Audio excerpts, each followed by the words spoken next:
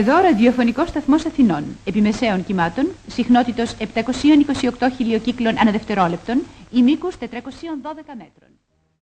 Welcome, ladies and gentlemen, to the Milton Experience, the podcast that everybody thought was dead, but I, like the scientists of the Jurassic Park, found inside an old mosquito or chiburi or whatever, and I resurrected with super advanced genetic engineering.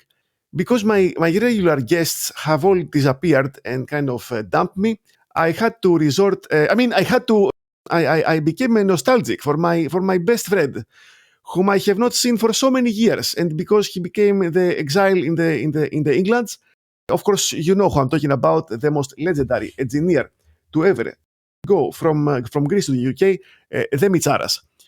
Mitsaras, after such a long time, welcome back to my podcast. Milton, nice to meet you, to see you again. I know. See. It's like we were like two young children playing, and now we are both old boomers with white hair. And yes, it's quite, it's a bit tragic, Depressing. but it's still nice to see you. Oh, of course.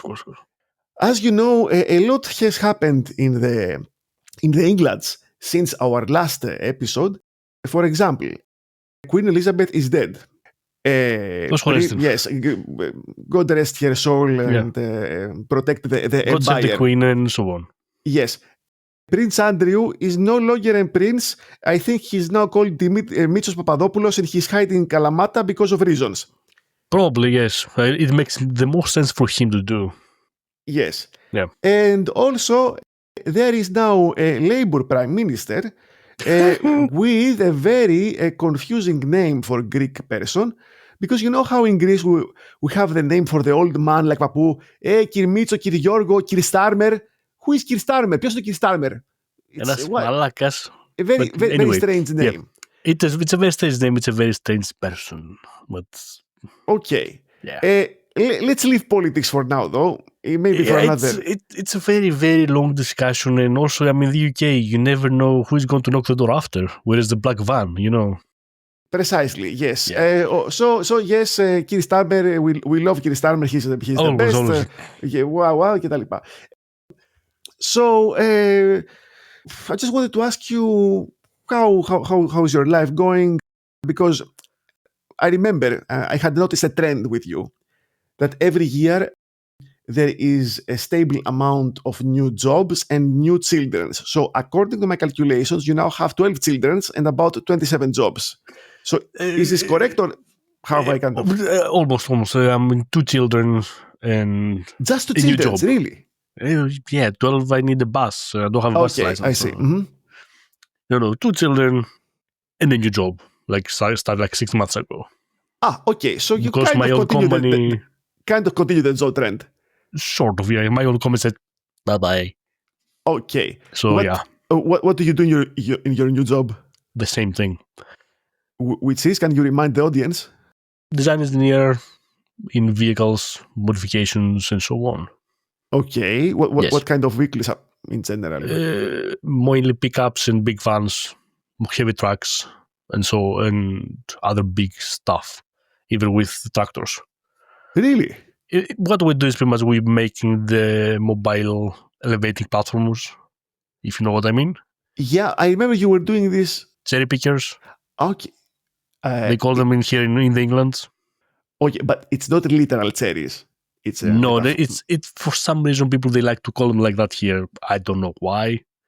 Okay. It's pretty much everything that has like a boom, like a crane has a basket in the edge, mm-hmm. You know, and up and down people.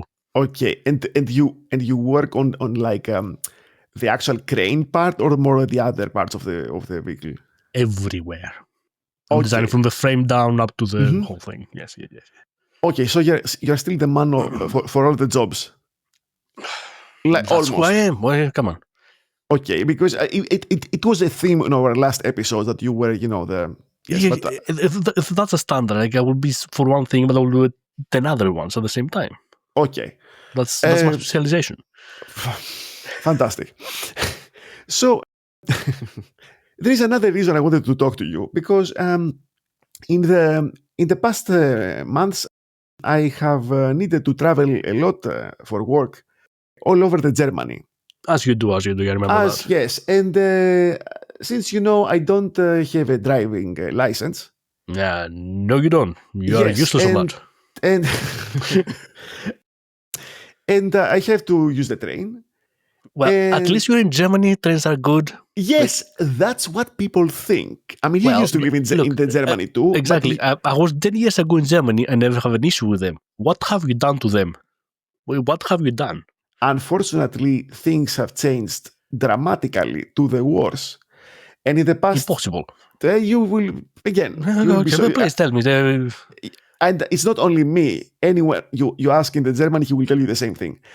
So, German trains have become so incredibly unreliable that I guarantee like 1 in 2 trips at least, you will have a number of random delays.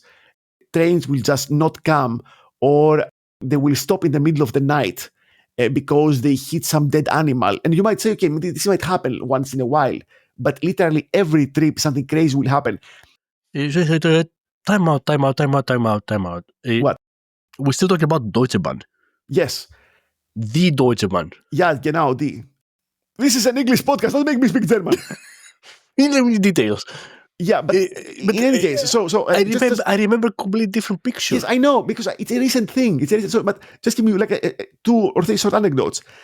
In the middle of the night, somewhere close to Frankfurt, about 1 a.m., the train stops and says, some random people on the track, we cannot get them out. We have to stay here for 4 hours. And we just stay there. We don't know anything.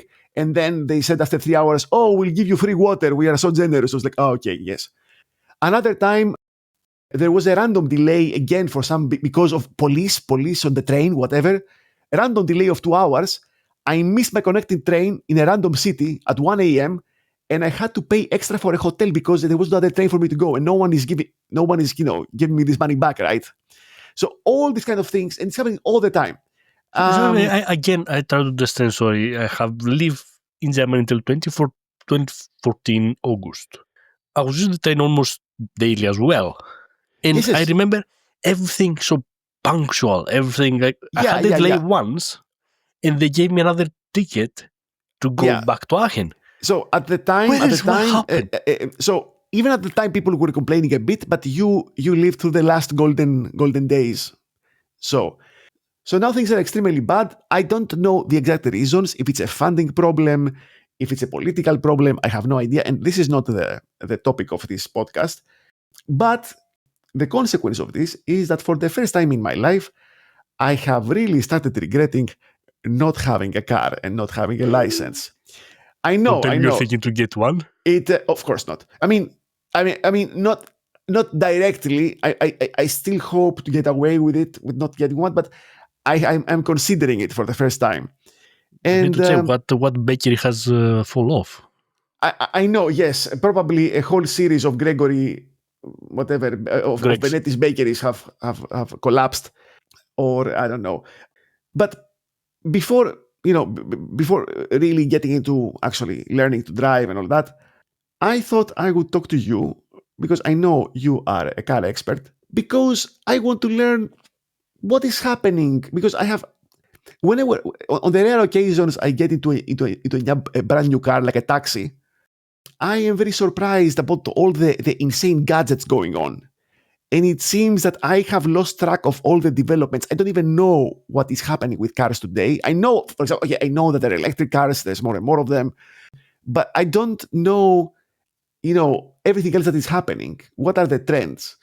And I wanted to ask you if you are still following this space, and what things are you excited about? What things are you annoyed about? What are the most promising car brands or the most promising innovations? I just want to give you the podium to just express yourself and teach me and the audience about cars. Sure, of course. Let's have a discussion about it, because it's a very big subject that affects a lot of people, let's put it like that, because cars are dying, in my opinion. Okay, so this is a very strong statement that I will put on my TikToks. So famous Mitsaras says cars are dying. You will be invited to their funeral. I don't even think it's going to be a funeral. They're just going to put them in a massive grave and just close it down. Okay, but what? Let's see. what makes you say this dramatic statement? Well, if you think all this, what you said, you get in a new taxi and you see all this technology, all these gadgets, all this flashy lights, blinky, blinky. Or this frou-frou and perfumes. Exactly. Up to a point, yes, they're useful, but now they're pointless. Okay. Yet in a new car, you don't have any more buttons. As a driver, that's a disaster. You have to go, you're sitting on the driving seat. You want to change the aircon. In the old good days, you had the knob, done. In these days, you have to go, scroll. I didn't do the scrolling. It's a bumpy road, so you miss the button, so you go to a different menu, and you try at the same time to drive. Okay. And so you're looking where? At the same time, you don't have your eyes on the road, and you hit 25 cows, you kill 5 grannies, and all that stuff. Exactly. You have the Carmageddon scoring start going up on the corner of your window. But okay. So but that's not the whole point of what I say. Cars are dying. Cars are dying because the new generations, they don't care anymore. Except for very, very few young people. You know, like when I was 10, I will read the legendary Tess's Trochi. Yes. The 4 wheels, yes. The 4 wheels, yes. with Papadakis, I don't know. I don't even remember who used to ride back then, but you remember like all those magazines in Greece and in England. Now all these things are difficult to find and nobody buys them. Because the young generation are like, I don't need a car. Okay. Yeah, for some reason they think the car is the Uber. Okay, but so the companies that try to make more something that is more friendly to an Uber kind of company, see Tesla, Toyota, than to a normal enthusiast of cars. Okay, but the younger generation you are talking about, are you talking the one in the England, or is it a more general phenomenon in many countries? Would this also apply to Greece, for example? To Greece, I don't know. I don't have data. Okay. But in US, yes, there is a massive decline in new license. There's a massive decline in interest of the Gen A in cars. Okay. So you're getting your data from firstly from the US market? US market, English market. Okay. And then even Germany, they're about the same. It's like the current young generation is like who gives a about cars. I see. Because they grew up with their phone, go to Uber, under Uber. About Uber and stuff, okay. But why specifically with Uber? Like, okay, taxis existed before. Uber is just an example, like the type of taxi or like on-demand motoring. Could it be because in the old days, for example, to find a taxi, you had to go on the big street and wait for the random tarifas, tarifas, and wait for 25 hours. Yeah. So maybe using technology like Uber, it lowers the friction and makes it so easy. Exactly. Okay. Exactly. So now you're like, why should I buy a car if I can just push a button on the app? And also because it's expensive to have a car. Okay. That's the other aspect of the whole. So on the one hand, platforms make it very easy to get like a taxi-like service, and on the other hand, owning a car is much more expensive now. You say? Yes, much more. Why do you think this is happening? Because batteries, pretty much. The technology, batteries, technology, all the stuff. They just overcomplicating the car now. Okay, everything is more complex. Are there? Wait. Are there so many electric cars now that? Oh, more than you think about. You know Tesla. Yes. Do you know BYD? Yes. I mean, I have seen very few of them in Germany, but I know they exist. Yeah, they exist. Plus a million other companies in China. They're making millions of cars a day. Okay, but the problem is like because people they will not buy the normal cars anymore. Yeah, the lower budget ones. They stop making them. For example, in England. Yeah, a Ford Fiesta. You know it. Yes. Yeah, like 10 years ago, a Ford Fiesta was $9,000. Affordable. Now the cheapest Fiesta is $20,000. What? Yeah. Okay. And I would double check this from curiosity. And you really think it's because of Chinese electric cars? That sounds... No. It's because they try to jump so much technology in all the cars. They try to overcomplicate the whole manufacturing process that brings up the cost. Of course, materials have changed. The cost of materials have changed. The manufacturing has changed. So everything has become more expensive. And the companies just want to make money. Okay. I'm trying to connect what you said before about the young generation who only likes apps. Can it be that the companies are putting all these gadgets in the car to make them more attractive to the young customers? Probably, but they're failing.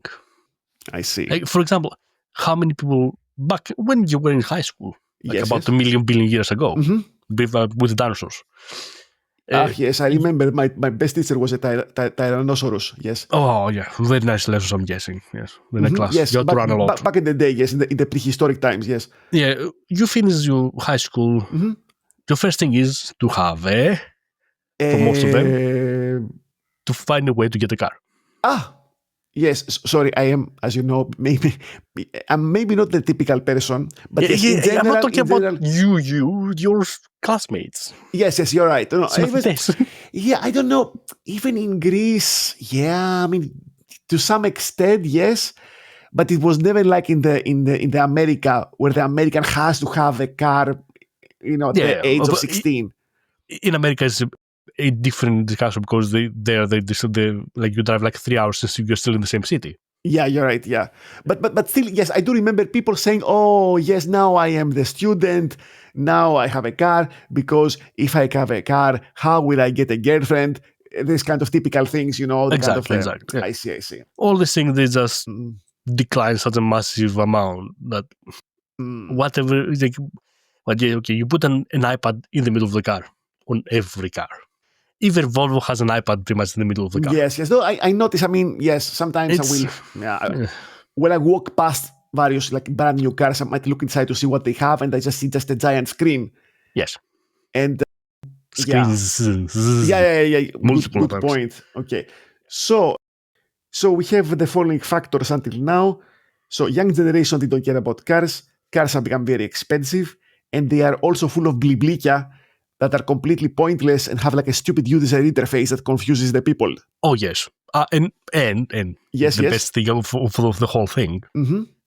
A colleague of mine has a BMW 3 Series. Yes. Altogether very nice car. Suddenly she couldn't drive it. The system found a fault. Is this what I think it is?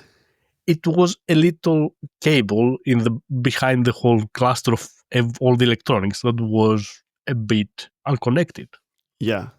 And that cost you like £600 just to reach it to I see. Click it together. So essentially cars today are so complex that even repairing them requires like 3 PhDs in mechatronics. Yes. I see. Okay. Like, in the good old days, you have a car, you have a hammer, you fix a car. Now you have a car, you have your laptop. Then you have the OBD reader. Yes. Then you have another scanner. Then you have one cable. Then another cable. You still have no fucking idea what you're doing. In the same ballpark, I just remembered something I read and I find it very disturbing. Apparently, some car companies they build some functionality in the car, in the mechanics, but they disable it in the firmware, and you have to pay to activate it. Is that a real thing? Is that actually happening? Yes, it happens. Oh my goodness. For example, again, I will go back to BMW. In some cars, they build them, all of them, with heating seats. But if you don't pay the extra, £1,000, €1,000 to have the package, yes, you don't have them. Okay. But everything you need for it to work is already in the car. I mean, that does sound a bit dystopian, that you buy a car and then the manufacturer, for whatever reason, can literally disable it whenever he wants. Yes, or Tesla. Yes, I wanted to get to that. Yes, I wonder, all these stupid trends that we have been talking about, could it be that they started with a company of this amazing and super democratic guy from South Africa? Let's say he make the beginning. I will put it like that. Because he promised us, for example, autonomous mode, Yes. which doesn't work because it uses a normal camera, not a LiDAR. You as a person of the tech, you know what I'm talking about. Yes. So pretty much, if it's not a visible obstacle or you have a bit of fog, guess he's cool.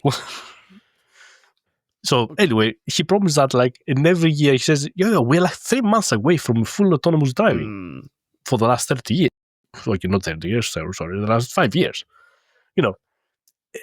And he started this whole thing that, the previous owner bought it with a level 4 level 2 autonomous system. Mm-hmm. Good. Now this person sells the car to you. Yeah. So Tesla says, wait, that's Mitsos. He bought that. That's not Mitsos. So he doesn't have it. Disabled. Although the car has bought it with that on. I see. But, I mean, did Tesla really invent this concept of software upgrades, or did they just make it more popular? More popular. I see. He started the idea of locking stuff down. I see. Yeah.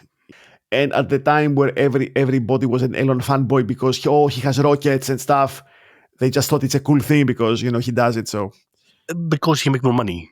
So companies say, he makes money. Obviously, yeah. But I mean, why? I'm just wondering, why did the people accept it instead of revolting and say, "What the fuck is this?"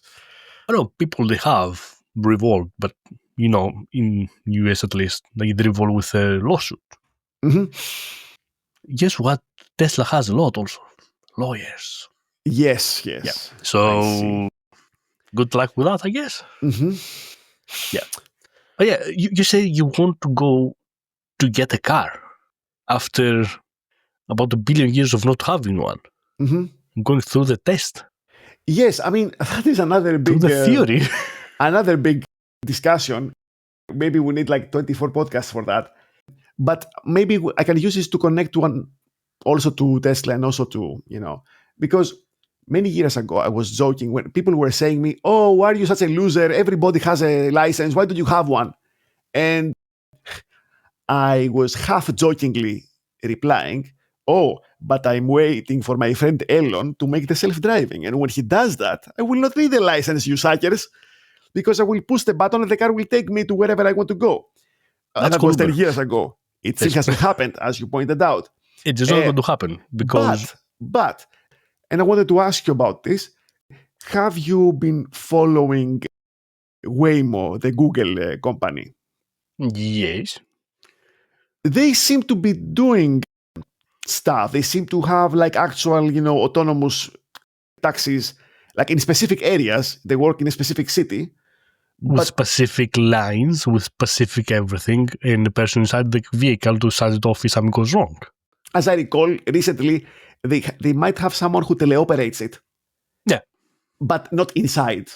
It's it can be remote, but still it's somebody there to be like, okay, fuck.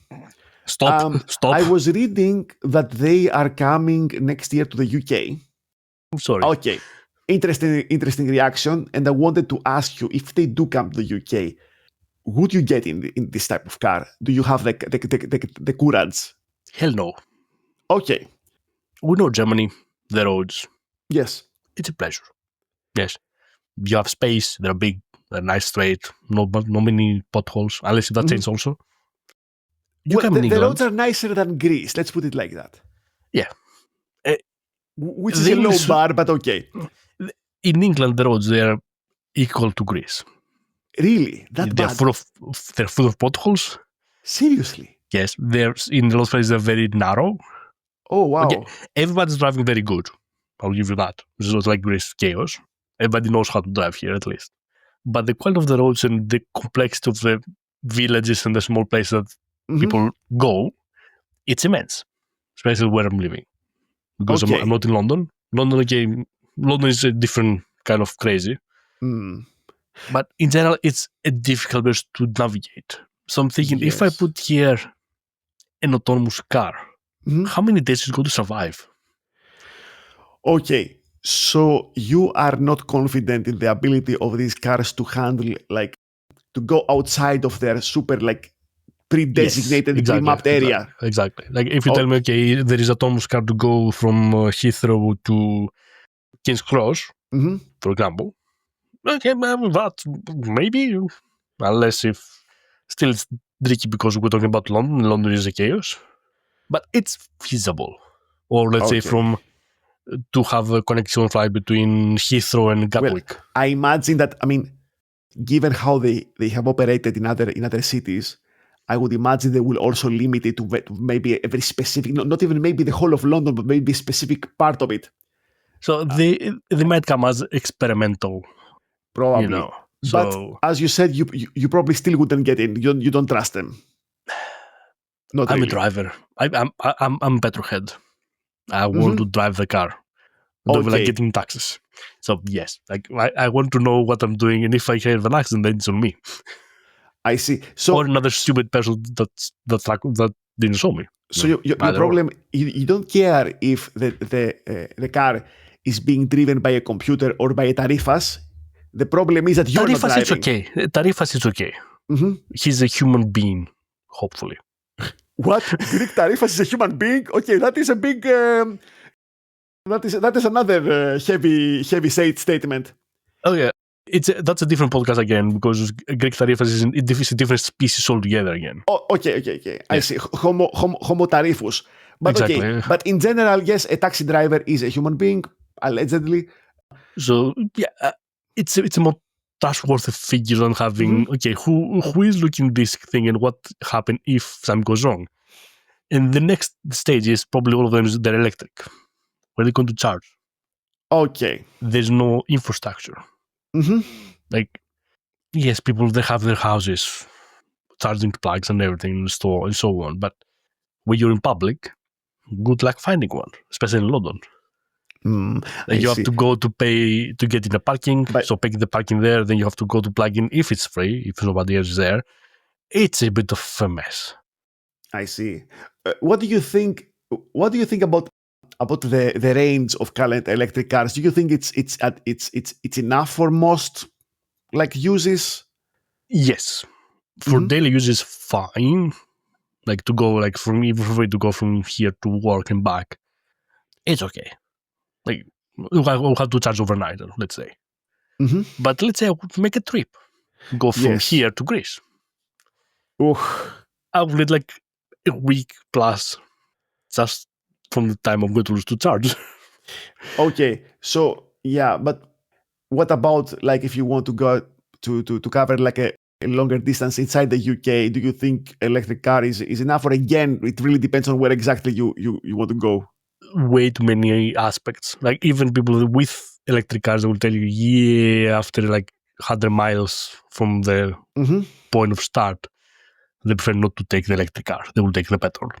Okay, just because they want, they're not sure 100% they will find a place. Yeah, I was speaking with a colleague again. He was like, "Oh yeah, but I make a lot of long trips with a car. He has electric." So he said, "Yeah, I have to plan everything." What do you mean everything? Where I will stop, how long I will stop, why I will stop, where will the next step. I see. So this adds extra complexity to the trip. Yeah. Whereas with a regular car, you just get the car and say, "Oh, let's go." Kind of. Exactly. I throw the family to the car. I see. Go. Got it. Okay, let's think. Okay, imagine you are someone like me who's a super floros, right? And he lives in an area which has dense population and good infrastructure. Let's say, for example, I go to the Netherlands often, which is very dense and has a lot of chargers, right? Yeah. Or, I don't care about long trips. I just want to go to work and back, For someone like me, would you say that electric cars are easier to drive? Well, they're automatic. So you have brake and gas. On and off. Okay. Some of them you don't even need to use the gas sometimes. For this, you release the brake, it goes. Okay. So yeah, from complexity of controls, yes, it's easier. I mean, also, for example, the fact that as I understand, electric motors have like instant torque, for example, or That's maybe. a bad thing. Sorry? That's a bad thing. Okay. Because until you learn how to control it, you might just go for it. And data torque is not a good thing to have without knowing what you do. Like, Okay, but you're an ambalos. Mhm. If you push the brake on that, you go through the wall. Okay, but don't they fix it with software? Do they just let you know? Not really, no. Okay. Unless if they have, like, I don't know, dumb mode driver Mm-hmm. on the system. Well, they might have. Okay. So you might have to use that one. I see. So I have to. Yeah. Okay, but you're not aware of any car companies that have like electric cars for stupid people like me, Probably. for clueless. I mean, the Tesla is a good option You think if so? you can pay all the extra stuff. Oh yeah. Okay. Yeah. I don't think I have enough money for a. All the subscription you will need to use it. Okay, I have to use the Carmageddon. I need to pay for that. You remember, I think there was a time in the beginning of the year where everyone thought, "Oh my God, Elon is a super Nazi guy, and we don't want to be associated with him." So everyone was selling Tesla and Tesla cars, and the prices had gone down on the second-hand market. To be honest, they are not good cars, but there is to drive, there is to live with. So if you are ambalos, Mm-hmm. then it's a simple thing to have to go from A to B. But although I will not ever buy one of them, I will probably buy a Polestar if I have to buy electric. Our good friends, Sweden, Polestar, Yes. Volvo, Mm-hmm. they have electric cars. They're really nice. Okay, but Volvo plus electric, that does sound like if I put the hand in my pocket, it will be eaten by the piranhas. Well, I mean, a bit, yes, a bit. Okay. But it's worth the price. Like, Okay. they're well-built cars. Mm-hmm. It's a Volvo still. A Volvo is a Volvo. Okay. I think, if I remember correct, your father had the Volvo at some point. That is true, but another podcast episode that was a model from the 1970s. I think it was a 244. Something. Yeah. So the kind of Good car old that days. you hit on the wall is destroyed, but you also die, obviously, because yes, or it was probably designed to withstand collision with an elk in the Swedish forest. Probably with an asteroid as well, but yes. Right. Yeah. I see. What do you think now? Oh, nothing. I'm just I'm getting the flashbacks to the old days, because if you might remember in a previous life, I was a big fan of Sweden. You're not anymore. Det är kanske ett tema för ett annat podcast, men vi ska inte prata om det här nu. I'm sorry. Sorry. I got it's like the man from Manchuria. I got activated like the Sweden sleeper agent. Oh my God. I hope one day we'll have enough money, but I think if I look at the catalog prices for this Volvo Polestar cars, I think I will get a triple heart attack. So I will just leave it for later. But I wanted to get back for a bit to German cars. Yeah. Because as you might know, German car industry is not doing very well. Yes. It is. What have you read about this? Do you have like any opinions or ideas, or do you think that they will manage to save it, or it's going to die and then the whole of Germany will die along with it? They will definitely save it somehow. How, I don't know, but they will find the solution, because it's one of the things Germany is famous for. For example, English manufacturing is dead.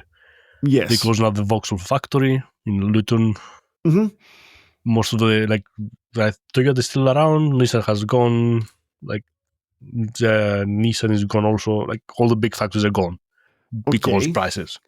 The only thing that England still has is exclusive brands, Aston Martin, Morgan, Rolls-Royce. But those have also been bought by Germans a long time ago, right? Yeah, which are Germans, yes. Oh God, yes, I see. On the bottom line, they're Germans, yes. Except of Morgan, they're still fairly English. Okay, yes. The last man standing, kind of. Yeah, with a wooden frame car.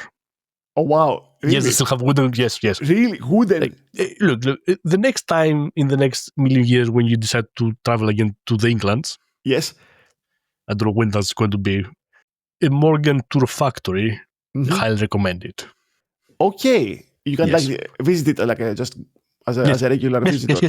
Yes. Okay. And you will see, like, you expect to see like giant prices for metal and stuff. No, you will see woodworking. Okay. Wow. Again, another Yeah. podcast episode. I'm just wondering if your car can be eaten by termites or something. Probably if you forget to put the proper stuff on the car. Yes, it will. Wow. Yeah. Okay. But besides that, which is really exclusive, obviously the rest is kind of German, but it's also kind of disappearing, as you said. Okay. But yeah, the German industry, they have to put the shit together because What happens if they don't? Do you think there is a chance, let's say 10 years from now, that Europe will be filled with Chinese cars, for example? Do you see this happening? I will quote the savior, the savior of cars, Jeremy Clarkson. Okay. On that, if you tell me in 10 years we will all drive Chinese car, say yes, we will. Okay. That he said 5 years ago or 6, I don't remember exactly, in the China special Top Gear episode. Okay. When they show the whole history of car manufacturing in China. Okay. From the first thing they build until what they're building now. Mm-hmm. And he said, in 10 years, probably we are all going to be driving around in Chinese cars. Okay. And to be honest, with BYD and all the other comments, the GKGS, whatever the hell is that name, they coming out to the Englands. Yes. Yes, I can see that happening. Okay. Because how many BYDs I see every day, it's annoying because they're fucking ugly cars. I see. Yeah. Would you, do you see yourself ever driving a Chinese car, or you'll be like... No. Okay. No. I want my engine. I want the sound. Because all the Chinese cars will be electric. Every other comes at the moment, yes. I see. Mm-hmm. Like the exporting is more electric than okay. Old school dinosaur-fueled vehicles. Got it. Yeah. Okay. What do you think about? Because I mean, if you talk about electric cars, the discussion always comes to this. Do you think that they are inevitable because of the whole, climate and the emissions problem? No, that was a mistake of the politicians that they made and they stick to it. Okay. If you hear every single engineer that knows about what they're talking about, they would say electric vehicles in big things like a lorry, like a bus, something like that. Yeah, make sort of sense. In normal cars, no, you don't have the space. The technology can go so far with what we know today, with the batteries and everything, and size and capacity and so on. That is not feasible. Like if I want to make, as I said, like go from here to Greece, I need to refill twice. Yeah, but I mean, I don't think you're answering my question though. It's not the future, no. No, but I mean, what's the question? The question is, are they not inevitable to fight the climate change? That's the question. No, it's because think how much you have to harm the environment to make the batteries. Okay. Like the only way to say, okay, the electric is actually clean is A, to be charged from a plug that is connected to, let's say, increasing solar panel. Yes.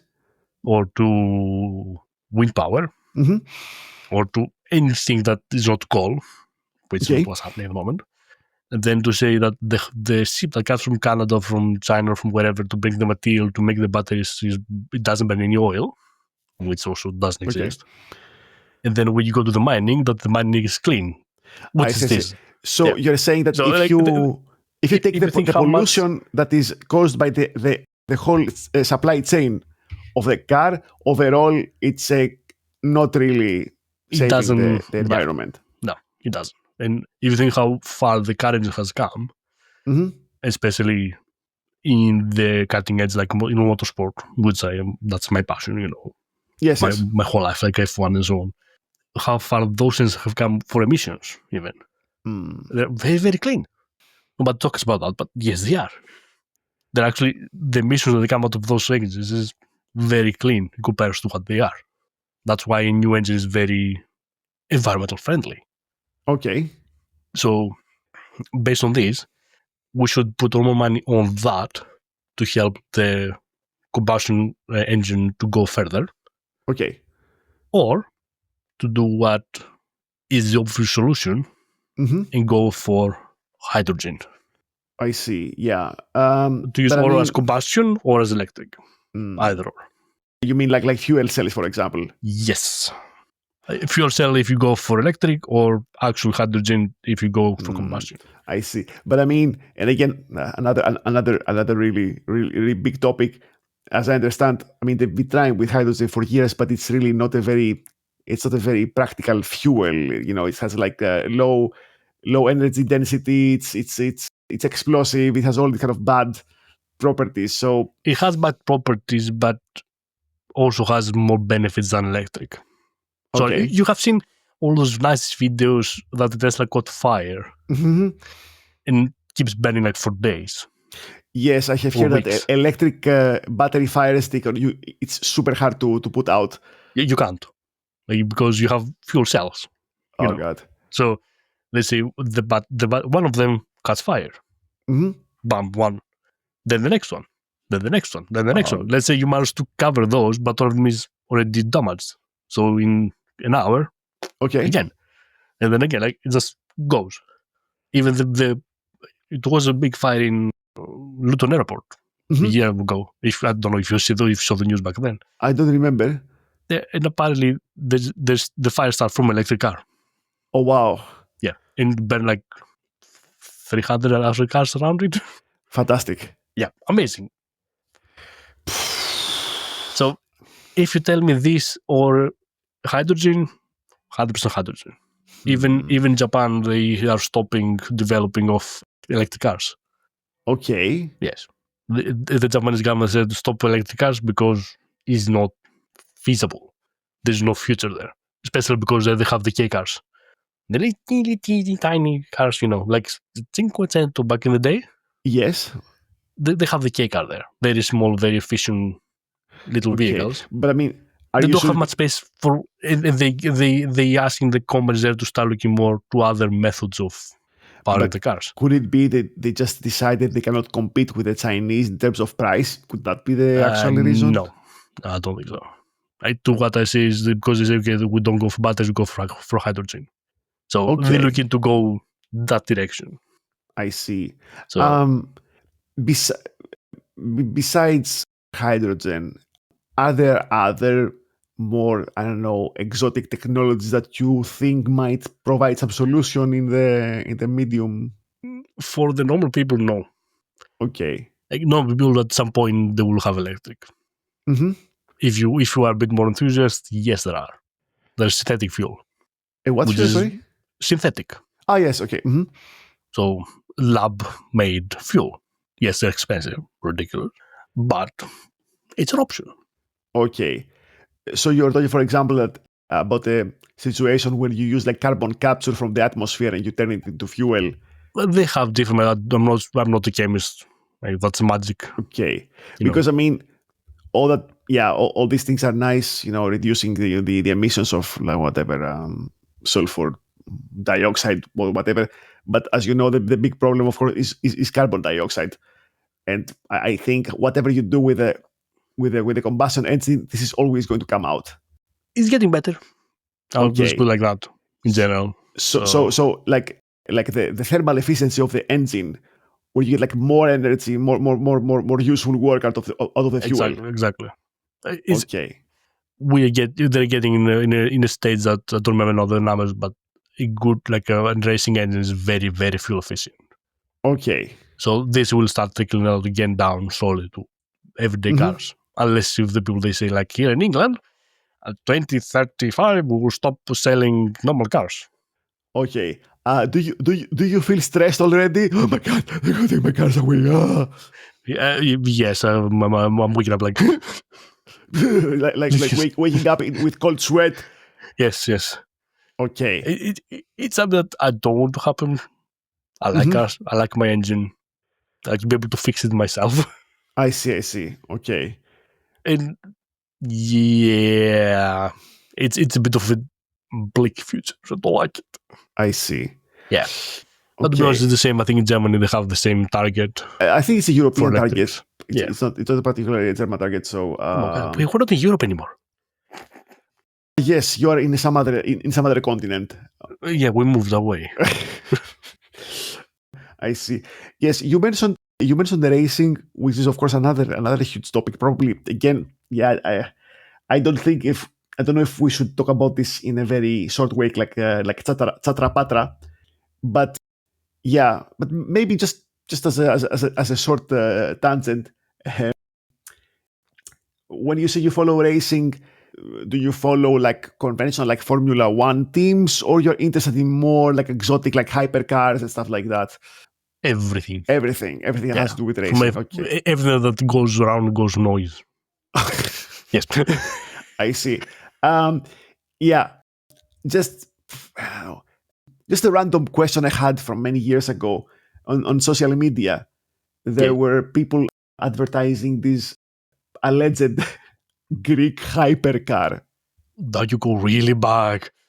Yeah, I know. It just came like a flashback, and I'm just wondering, whatever happened to this? Was this real? Did you ever look into that? It just came to me now. It was real, yes, but where it is now, I think it's just somewhere in a museum or somewhere in the backyard, rotting down. Okay, but yeah, it was something like this, like 20 years ago. Not sure. It was some time ago. I think so. Okay, or 15 years ago. Don't remember. Maybe we're talking about different things, because I believe it was something called like chaos, and it seemed to be like some really cheap computer rendering, the kind of fake Facebook news that Greek grandmas will believe, but not an actual thing. There were like random car guys in Greece that they doing stuff with cars in general. That was always. But the Greeks don't have any infrastructure to do anything more than that. Okay, and you personally have never followed them. They're not your. On your radar. When they come up, I'm reading about, but yeah, most of them are like, good idea, but yeah, we're going to do that. I see. I remember that before you got into your current jobs where you work with tractors and, honestly, kind of boring vehicles, no offense. Kinda. I'll give you that. Yeah, fair enough. They pay the bills, they feed your children, yes. Yeah, but it's, on the bottom line is just like lorries and pickups and vans. Deep down, do you think that one day you somehow will find yourself working on a race car, so you're kind of given up on that for now? Well, that's always a dream. You never know. Yeah. It might come. Might come, may not. Who knows? But it's not something you're actively looking for right now. You don't go I'm always looking on that. What, sorry? Always looking on that. Like, it never stops. Yeah. Okay. I see. Like, it's the main reason I came here, so it's something always like on the market for, let's see, does it work? Click application. Okay. Okay. And even I said in all my interviews, they told me, "Oh, you plan to stay here for long?" Yes, unless. So what we keep from this is that, sure, by day you're making tracks and lifts, but deep down the dream is still alive. Yeah. Okay. What I have to lose? Dream is free. Point. Okay. Well, with these inspirational words, I think we can draw an end to this episode, and maybe I think we already have a lot of ideas for other car-related topics. By all means. And not only car-related topics. We will continue again. To be continued. Let's Fantastic. Like that. Okay. Yes. Well, my friend Mitsaras, thank you so much for coming back after all these years, and I hope to have you back soon. Of course, Bill. Just give me a shout. Fantastic. Okay. Well, to everyone who listened, thanks a lot, and see you soon. Bye-bye.